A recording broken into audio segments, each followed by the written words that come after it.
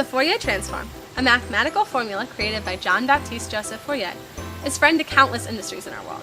But what is it, and why is it important? Well, let's take a look at the Fourier Transform. Now, I know it may look a little confusing, but all it means is that it takes the integral, or the area under the curve, of a composite wave in the time domain and transforms it into its separate frequency components in the frequency domain. Now, that's cool, but how does the integration actually work? Well, the transform runs through every frequency possible within the composite wave. The frequencies that integrate to zero aren't considered components, but the frequencies that do have a net area under the curve are considered components, and therefore show up in the frequency domain. This integration essentially finds the numerical recipe of the composite wave. Still a little confusing? Well, let's take a look at it like this. Take this lemonade, for instance. I know that it has water, sugar, and lemons in it, but I don't know exactly how much of each are in it, because all I have right now is the lemonade.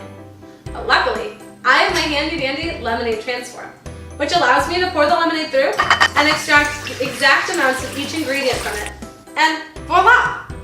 I've got lemons, sugar, and water. And now I can find the recipe for it. But why would I want this recipe? Well, obtaining the recipe would allow me to look at my lemonade to make it better, to find a problem within it, or just to see exactly what I'm drinking. The Fourier transform works this exact way, except instead of lemonade, it takes a composite waveform and turns it into sinusoidal waves, otherwise known as sine and cosine waves. Composite waves are broken into sine and cosine waves because sine and cosine waves are naturally occurring in nature. They're the building blocks of all other waveforms, and most importantly, they're the easiest waves to analyze.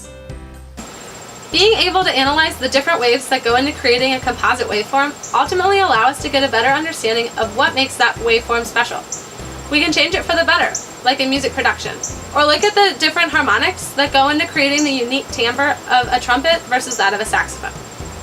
The Fourier transform can also be used to analyze vibrations, like how waves created from running on a force plate can be fitted with a Fourier analysis that will allow us to create better shock-absorbent running shoes. The transform can even be found in sound fingerprint devices like Siri and Shazam, because these programs are able to extract the specific harmonics within one's voice or a specific song to identify one sound from the other.